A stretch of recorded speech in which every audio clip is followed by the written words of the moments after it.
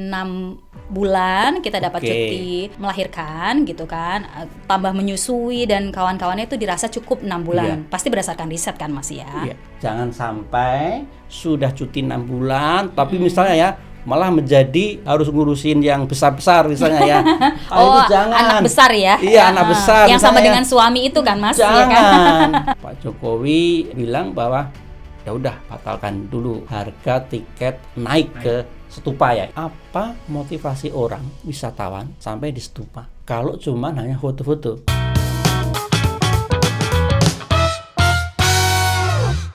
Halo, selamat malam Sobat Kompas.com. Kembali lagi dalam Ruang Jernih bersama kami. Saya Amir Sodikin. Saya Veronica Kaban. Tapi kali ini saya yang pertama ya Mas Amir. Betul, kita baru berjumpa ini dengan Mbak Vika ya. Mbak Vika ini salah satu dosen di UMN, Universitas Multimedia Nusantara. Beliau ini pegang ini ya, digital journalism ya. Betul Mas Amir. Spesifiknya di kalau sekarang lagi mengajar jurnalisme data atau data journalism. Kalau zaman saya dulu ada itu, saya pasti ambil kuliahnya itu. Saya juga dulu nggak ada Mas, pas gitu ya? Kuliah jurnalistik belum ada. Iya, itu ilmu yang menarik sih. Baru. Kita mau membahas apa nih malam ini? Ada di pekan ini ada 2 hal yang menarik sih sebenarnya Mas Amir, dan kebetulan itu cukup menyenangkan secara umum atau spesifik kepada saya sebagai perempuan nih ya kan. Kita ada RUU KIA. Oh iya. Kesejahteraan ibu dan anak, bener kan ya? Iya betul, KIA ya, kesejahteraan ibu dan anak. Bukan brand kan, nggak boleh. Bukan. Iya. Ada apa yang bisa kulik kita terkait KIA ini, RUU KIA? Ya mungkin kalau pada umumnya kan sebagian besar orang atau terutama kaum perempuan tahu kalau misalnya kita mau cuti melahirkan itu pada umumnya kan 3 bulan ya. Iya betul. Kita di Kompas.com juga selama ini 3 bulan. 3 bulan dan kemudian waktu itu kalau tidak salah dari Undang-Undang Ketenagakerjaan udah dispesifikin tuh Mas, 1,5 bulan sebelum melahirkan, 1,5 bulan setelah melahirkan. Nah di RUU KIA ini juga ada pembahasan yang menarik bahwa ada kemungkinan diperpanjang. Iya. Oke, itu kabar gembira sih dari sisi saya, misalnya cowok ya, itu akan membuat manajemen di rumah menjadi lebih leluasa daripada misalnya setelah misalnya 3 bulan kemudian di misalnya bulan keempat, itu luar biasa masih sibuknya itu kita sebenarnya, tapi si ibu harus bekerja lagi gitu ya. Iya betul juga sih sebenarnya.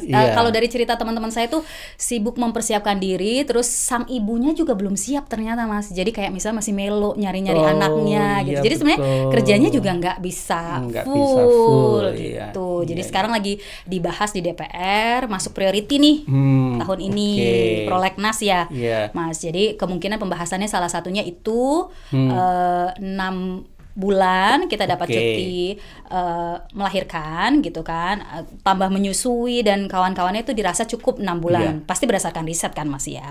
Ini melegakan sih bagi ini ya, terutama tidak cuma perempuan ya, tapi tadi ya secara umum ya, untuk bahkan mungkin untuk pemerintah ya, karena dari manfaat ASI itu sendiri kan ini ya sangat super gitu ya manfaatnya ya. Kalau misalnya anak yang mendapat asupan ASI eksklusif itu secara sempurna, taruhlah itu 6 bulan pertama, nah itu kan diharapkan kan anak itu istilahnya kebal dari berbagai penyakit ya. Kemudian dari sisi pertumbuhan otak juga lebih oke. Kemudian dari sisi ibunya ya, kayaknya juga lebih oke ya kalau dia lebih punya waktu lebih lama dengan si baby gitu ya. Betul sekali Mas, karena kan ada namanya golden age ya, 1000 hari pertama kalau tidak salah ya. Itu yang mau dibidik ya dari 6 bulan itu ya. Salah satunya adalah 1000 hari pertama kehidupan. Si anak ini tuh harus diperhatikan baik-baik sehingga dirasa kalau 3 bulan itu tampaknya belum memenuhi hal tersebut tuh. Jadi dibutuhkanlah 6 bulan itu. Ya, kabarnya ini ya di Asia Tenggara terutama ya, itu baru 1 negara yang bisa mengimplementasikan cuti untuk ibu menyusui itu sampai 6 bulan. Itu Vietnam. Jadi kita tahu Vietnam itu sekarang seperti menjadi raksasa China di Asia Tenggara ya. Dari sisi pertumbuhan ekonominya. Itu pertumbuhan ekonominya kan luar biasa, dan produktivitasnya juga ini ya boost kayak boosting gitu ya. Orang menganggap bahwa ini ya memberi hak cuti lebih lama itu akan merugikan perusahaan gitu ya biasanya ya. Tampaknya nanti akan ada pembahasan seperti itu bahwa ya kita juga harus lihat nih dari sisi perusahaannya gitu. Kalau 6 bulan salah satu karyawan yang nggak ada tuh kayak gimana gitu, pasti mungkin akan ada pembahasan kayak gitu ya Mas Amir ya. Iya pasti sih, pro kontra pasti ada, terutama dari sisi pengusaha ya, karena mereka pasti hitung-hitungan ya, wah kasih 6 bulan dan dari DPR sendiri ini ya kasih highlight bahwa selama 3 bulan pertama itu full gaji diberikan full betul, ya 100%. 3 bulan berikutnya baru 70% gitu. Itu mungkin hitung-hitungan ekonominya dari sisi pengusaha mungkin ya. Betul. Itu memberatkan. Belum lagi ada semacam kewajiban ya dari perusahaan yang baik itu, misalnya dia menyediakan misalnya daycare gitu ya. Ketika si ibu sudah mulai bekerja misalnya di bulan ke-7 gitu ya. Nah, ini kira-kira gimana ya nanti ya penerimaannya di dunia usaha kayak gitu ya. Betul Mas. Kayaknya tampaknya itu akan menjadi pembahasan yang cukup kuat gitu ya. Tetapi kan sekarang DPR masih mendengarkan berbagai masukan gitu ya Mas ya. Iya, betul. Jadi ini baru RUU ini inisiatif DPR, kemudian nanti akan dibahas bersama pemerintah. Nanti kalau dengan pemerintah itu deal, maka ini baru jadi undang-undang. Tapi setidaknya ini langkah besar ya bagi Indonesia ya untuk bisa memberi ini ya membangun generasi yang lebih tangguh gitulah ya. Karena selama ini kita menganggap produktivitas itu dihitung dari ini berapa hari orang bekerja. Betul. Berapa bulan orang bekerja, atau meminimalisasi berapa hari orang boleh libur, berapa hari orang boleh WFH, ya kan? Betul Mas. Nah, ini kita di era pandemi ini juga belajar loh bahwa ternyata produktivitas itu tidak semata-mata bergantung pada kehadiran kita ke kantor. Bisa jadi misalnya ya bahwa produktivitas sebuah perusahaan jangan-jangan juga tidak terpengaruh oleh itu tadi, cuti 6 bulan tadi ya untuk menyusui. Dan Mas Amir, ternyata pembahasannya juga mempersiapkan calon penerus kita loh gitu ya kan. Mempertimbangkan hal tersebut juga gitu, bahwa RUU ini akan membahas bahwa dampaknya kita tuh mempersiapkan calon masa depan kita yang lebih siap gitu. Dari kalau sekarang kan misalnya kayak ada stunting Mas gitu kan. Angkanya yang terus meningkat gitu ya gitu. Terus tetapi kalau dengan mempersilahkan ibu merawat anaknya sampai 6 bulan tadi dengan cukup baik, harapannya hal-hal tersebut sudah tidak ada atau bahkan menurun gitu ya, atau bahkan tidak ada. Gitu. Itu dengan harapan tadi ya, ibu yang cuti 6 bulan itu betul-betul fokus mempersiapkan anaknya, memberikan ASI eksklusif kepada anaknya. Saya suka dengan ini komentar Dr. Tan Sot Yen betul. Beliau ini seorang dokter ahli gizi. Betul. Dan beliau ini juga satu lagi kolumnis kompas.com. Ya. Boleh dicek ya kan kalau nggak percaya. Betul bisa dicek kolom Dr. Tan Sot Yen. Ini beliau ini luar biasa, perspektifnya sangat kritis ya, sangat kritis dengan segala hal, termasuk dengan RUU KIA ini. Beliau pasti ya sebagai dokter dan juga sebagai seorang ibu setuju dengan ini. Cuman memberi ini catatannya adalah ibu yang tadi cuti 6 bulan itu betul-betul fokus memberi ASI eksklusif untuk si babynya. Jangan sampai sudah cuti 6 bulan tapi misalnya ya malah menjadi istilahnya tulang punggung keluarga, harus ngurusin yang besar-besar misalnya ya. Itu jangan. Anak besar ya. Iya, anak besar. Yang sama dengan suami itu kan Mas. Jangan. Ya kan? Itu dari perspektif Dokter Tan ya. Kalau Dokter Tan itu betul-betul wanti-wanti itu. Jangan sampai itu salah sasaran RUU ini. Karena targetnya adalah memberi ASI eksklusif. Jadi ini memberikan hak si kecil, si baby ini. Si baby itu sekarang punya hak yang dilindungi undang-undang bahwa dia harus mendapat ASI eksklusif. Jangan sampai itu nanti disalahgunakan untuk misalnya mengurus hal yang lain. Wah, ini perspektif baru sih, Mas Iya, Amir. betul. Tadi saya berpikir dari sisi ibunya saja, tapi sebenarnya ini hak anak loh, Hak gitu anak, ya. ya, Betul betul. juga sih, Iya. bahwa jangan sampai nanti udah 6 bulan ternyata holiday, Mas, gitu ya kan. Iya, Iya kan, itu dia. pasca melahirkan gitu kan, sudah Iya. tidak terasa sakit, mungkin operasi sesarnya terus Nah, liburan gitu iya. kan, ya kurang Apalagi tepat juga. ini ya, apalagi begini, dunia kedokteran sekarang itu canggih. Oh ya, Misalnya, satu hari melahirkan ya sudah kan, bisa. satu hari melahirkan sudah bisa ini ya, Kemana-mana ya, ya, bisa oke. liburan ya, misalnya minta sesar gitu ya, dalam kondisi tubuh ibu yang normal gitu, kemudian sesar, nah itu 2 hari 3 hari itu sudah betul-betul fit itu. Betul, Dan kalau kita lupa dengan misi UU ini, yaitu tadi memberikan ASI eksklusif itu, ya bubar. Iya, salah kaprah Salah gitu ya. kaprah. Betul, Mas. Filosofi awal UU ini lahir menjadi hilang.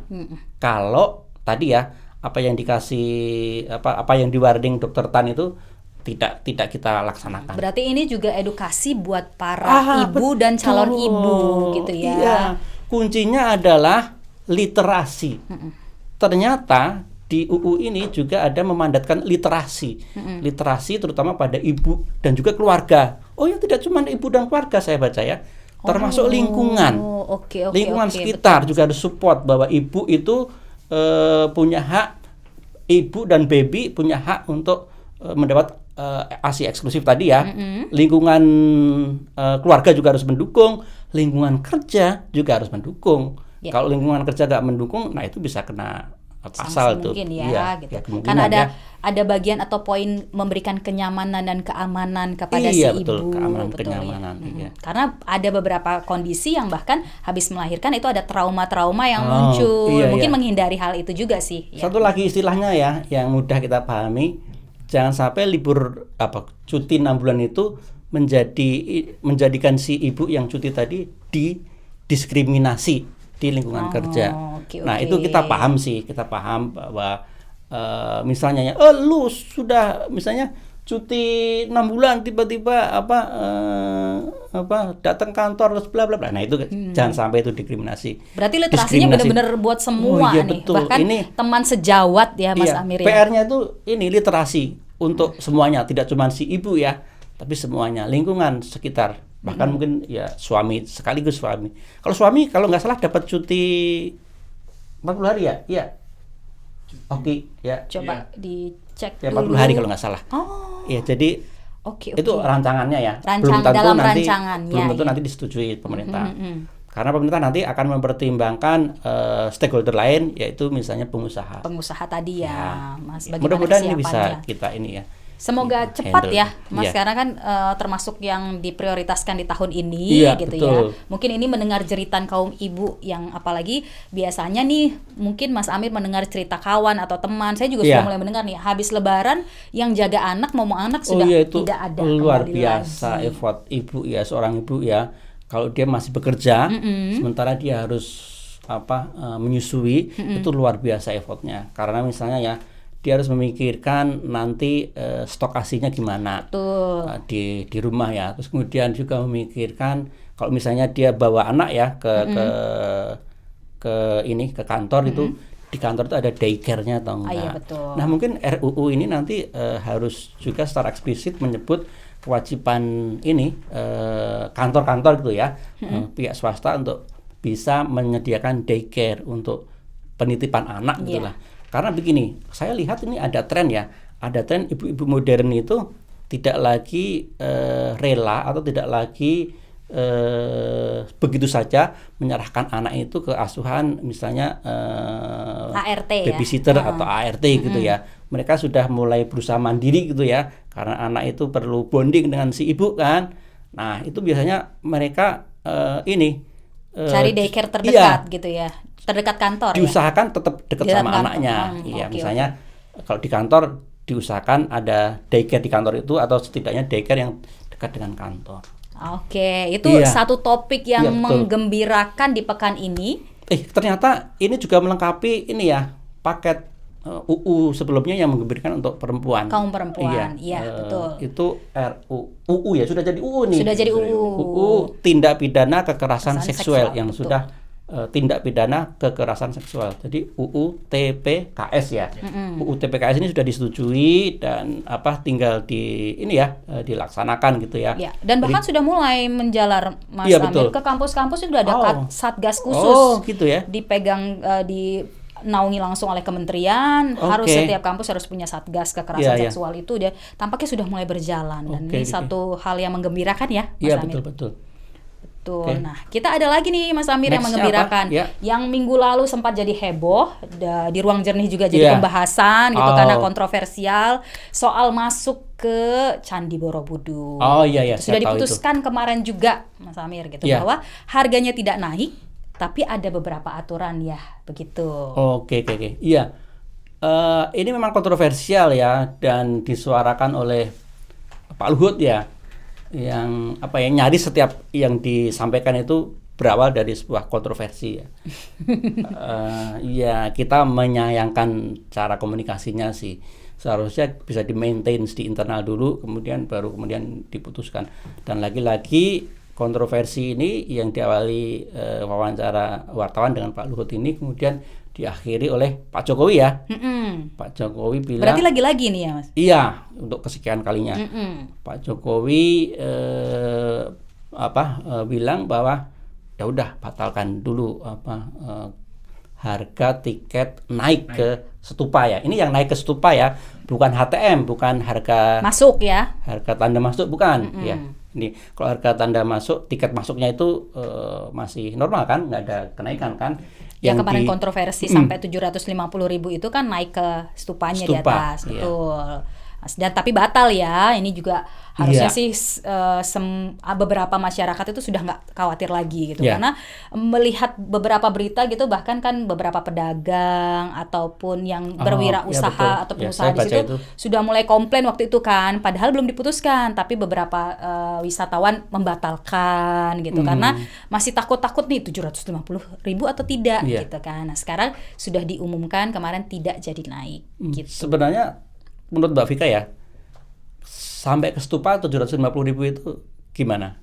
Kalau saya juga sebenarnya teredukasi sih Mas, artinya dengan adanya kasus ini ataupun sebenarnya saya terlambat teredukasi juga gitu karena kalau diingat berapa tahun yang lalu kan ke sana kitanya juga hanya untuk wisata gitu. Tapi saya rasa sebenarnya ini saya pribadi ya Mas gitu, sebenarnya kalau lihat hasil penelitian kondisi Candi Borobudur sekarang 750.000 itu menjadi murah gitu. Kalau lihat ada berapa ribu permen karet yang ditemukan. Betul. Nah, berapa itu? Terus kemudian habis itu harus dibersihkan pelan-pelan, tidak boleh sampai batunya hancur.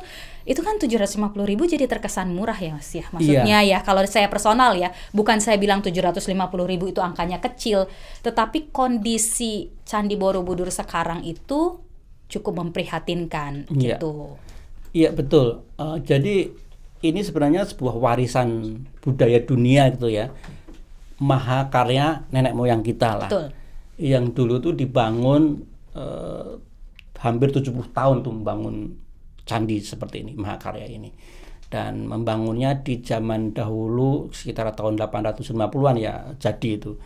Itu betul-betul dengan usaha, tidak cuman menggambarkan ini ya, keunggulan keterampilan kita waktu itu, tapi juga terkait dengan teknologi kita yang dikuasai nenek moyang kita, kemudian terkait ekonomi juga karena kita bisa mendatangkan batu-batu andesit ini, yaitu kalau misalnya dari Muntilan gitu ya, sekitar pegunungan di Muntilan, di Magelang gitu ya, kemudian dengan teknologi yang sangat terbatas waktu itu, tapi sudah kita miliki, itu bisa terlaksana.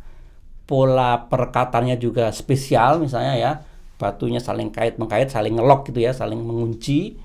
Kemudian kalaupun dibilang ada semen, ya mungkin pakai katanya batu kaolin dicampur dengan resin dan lain sebagainya, itu suatu temuan yang luar biasa menurut saya zaman dahulu kala ya.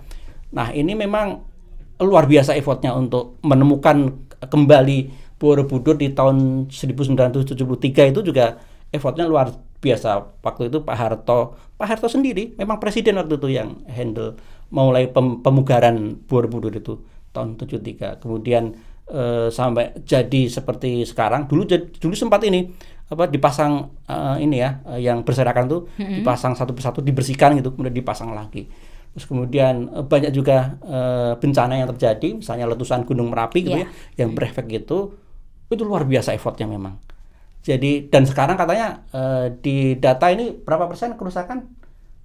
Ada yang 30%. 30%. Kerusakan sudah 30% untuk sebuah mahakarya yang mungkin di dunia lain nggak ada, dan ini adalah yang terbesar di dunia untuk monumen Buddha ya, Buddhis monumen di dunia ini paling besar nih, nggak ada yang bisa nanding. Tapi kan memang ada beberapa pengusaha di setempat gitu ya yang mungkin merasa terbebani atau termasuk yang dirugikan, Mas. Jadi sebenarnya saya juga mengapresiasi klausul setelahnya gitu, bahwa tidak jadi naik, tetapi harus menggunakan sendal khusus untuk naik ke atas, ataupun tadi harus ada guide ya, ada. Sama satu lagi dibatasin ya. Iya betul, 1.200. Tapi harapannya beneran 1.200, jangan sampai kayak Lebaran kemarin. Berapa jadinya? 3.000, 6.000. Wow, itu memang luar biasa, karena ini kan warisan dunia ya, harusnya bukan mass tourism.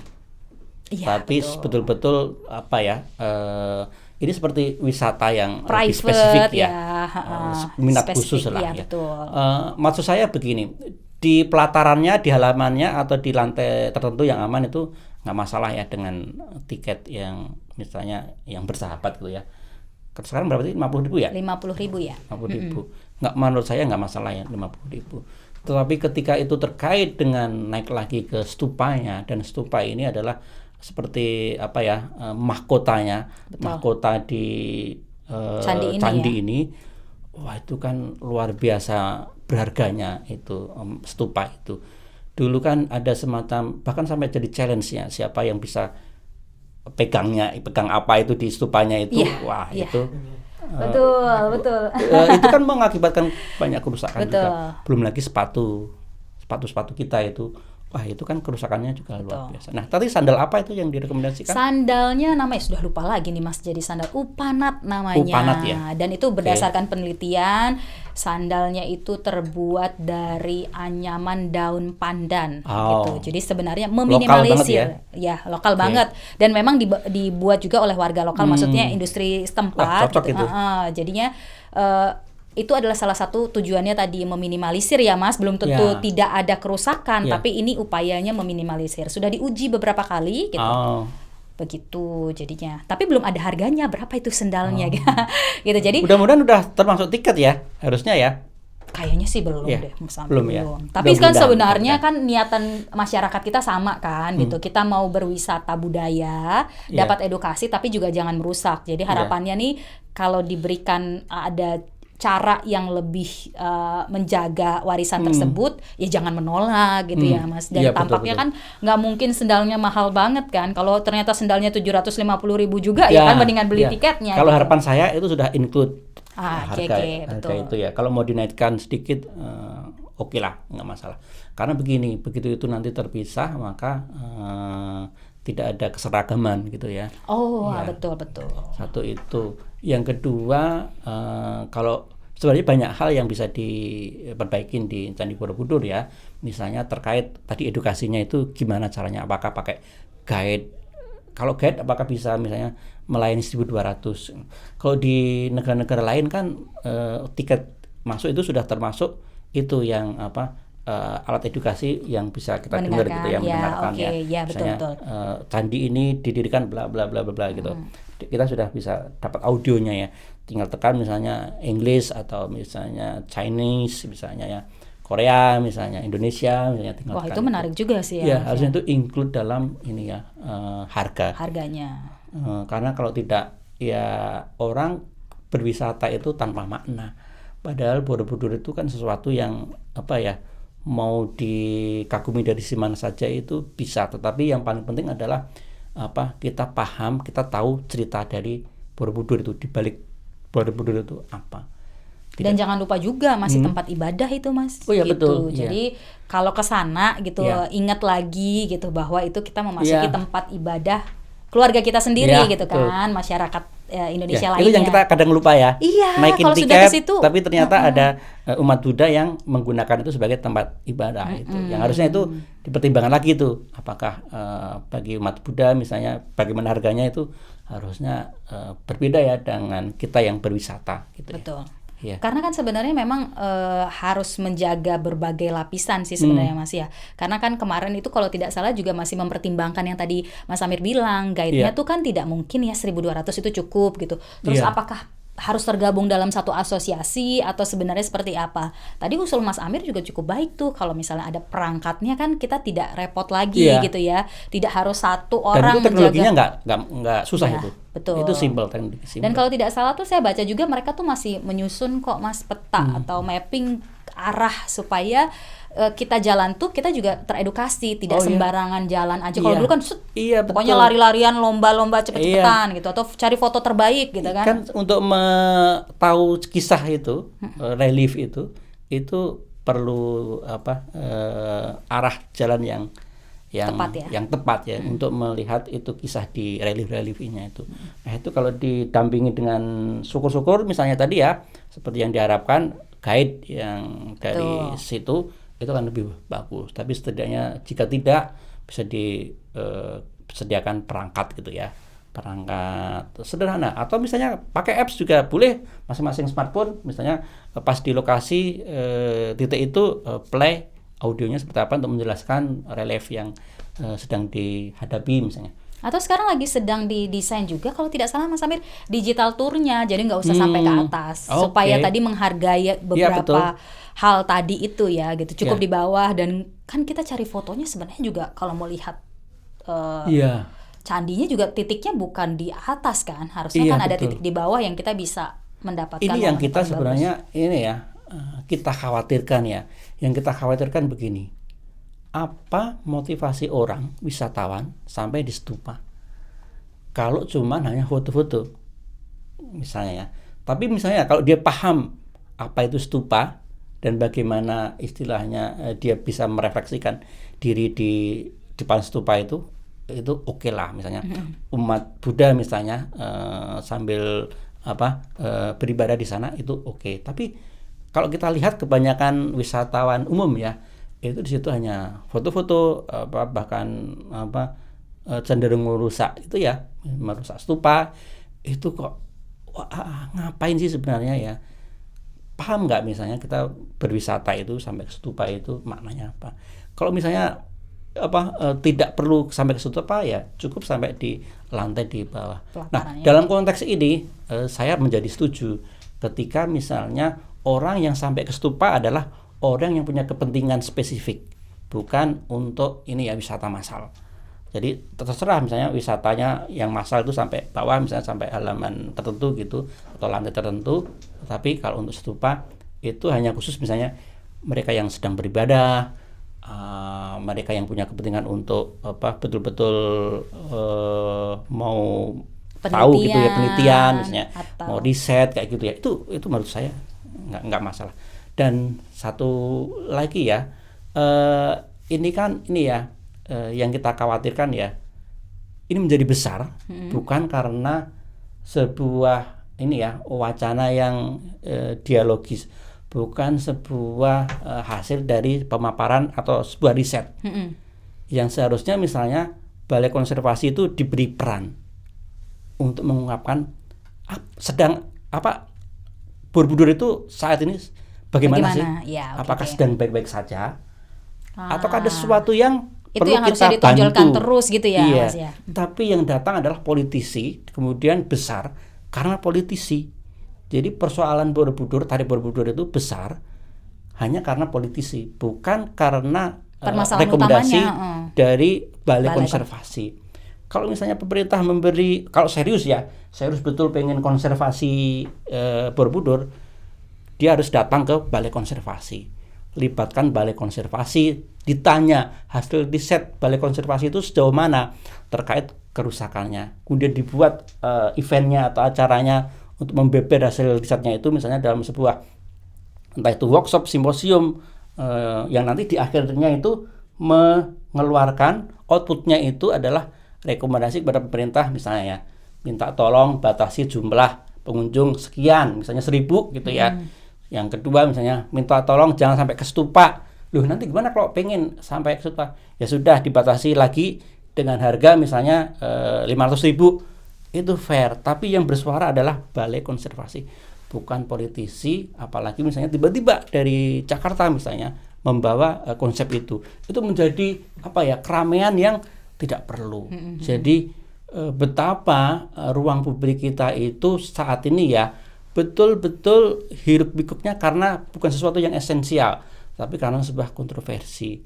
Kalau kita mau ke esensinya, kita ini ya Jakarta Pusat datang ke Balai Konservasi, dengarkan apa suara Balai Konservasi. Kita ikuti itu, misalnya rekomendasi 1, 2, 3. Kemudian sampaikan ke masyarakat, ini rekomendasinya. Lah, sah itu sebagai sebuah keputusan masyarakat, karena keputusan pemerintah, karena ada studinya, ada risetnya, ada juga proses misalnya diseminasinya, misalnya lewat workshop, seminar, dan lain sebagainya. Itu rekomendasinya ya Mas Amir ya. Jadi kalau sekarang kan udah nggak bisa, tapi kan bukan berarti ke depannya nggak akan ada lagi. Menurut saya ini masih bisa ini. Masih terus gitu ya. Itu kan, metode yang paling tepat. Kan dibatalkan kan? Betul. Nah, setelah kita keliru salah dalam mengkomunikasikan persoalan ini, Jakarta datang ke Balai Konservasi. Oke. Fasilitasi itu. Diulangi lagi dari awal tahapnya. Prosesnya diulangi lagi. Jadi yang jangan ramai karena komunikasi yang kurang tepat tadi betul. ya. Jangan karena jadi ini besar ya. karena ini sesuatu hal yang bombastis. 750 kan bombastis ya, angka bombastis ya. Tapi kalau saya tadi kan kalau dilihat kerusakannya tidak jadi Iya, bombastis betul. kan. Iya. Oke, itu berarti 2 hal menarik yang kita bahas dalam pekan ini, Mas Amir. Ya. Gitu, kan yang satunya yang pertama tadi adalah hal yang menyenangkan bagi semua pihak, tidak hanya perempuan, gitu ya kan. Ya. Para bapak-bapak, suami juga, rekan kerja juga, harapannya perusahaan juga ya Mas. Iya, ya. betul. Yang dunia kedua, usaha juga ya. Betul, yang kedua soal Candi Borobudur yang tarifnya tidak jadi naik gitu, tetapi tadi kan dalam pembahasan harusnya ada metode yang lebih tepat nih ya Mas. Supaya kedepannya ini tidak jadi kontroversi, bukan karena esensinya tapi karena cara berkomunikasi. Iya, betul. Begitu. Oke. Begitu hari pertama saya di Ruang Jernih. Wah, terima kasih Mbak Vika. Terima kasih juga Mas Amir untuk diskusinya. Ya, sama-sama. Mungkin ini ya, nextnya kita bisa ngobrol lebih lanjut tentang misalnya kalau ada terkait dengan politik kita yang mungkin akan lebih baik gitu ya. Karena sekarang ini kita kayaknya tidak mengejar esensinya, mengejar viralnya dulu. Wah, itu kan bahaya ya. Betul. Ngejar viralnya, ngejar engagementnya dulu. Kasihan lah yang warga di bawah itu. Dia taunya warga di bawah itu yang tidak tahu apa-apa gontok-gontokan. Di akar itu mereka bisa saling antar masyarakat grassroots itu bisa gesekan. Itu yang kita khawatirkan. Oke. Sobat Kompas.com, kita bertemu lagi dalam Ruang Jernih di episode berikutnya. Pastinya sih dengan topik-topik yang menarik yang sedang ramai diperbincangkan atau yang perlu diperbincangkan gitu, supaya lurus ya informasinya ya Mas Amir ya. Ya, betul. Sampai bertemu lagi. Terima kasih Mbak Vika. Terima kasih Mas Amir. Terima kasih semua. Sampai jumpa lagi Sobat Kompas.com.